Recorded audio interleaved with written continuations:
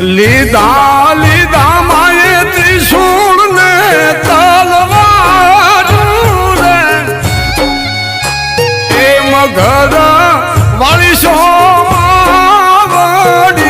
રે ખોડલમાં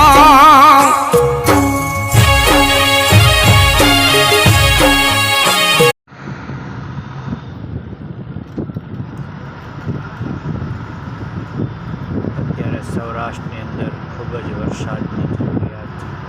હોવાથી આપ સૌ મેઘરાજાને વિનંતી કરીએ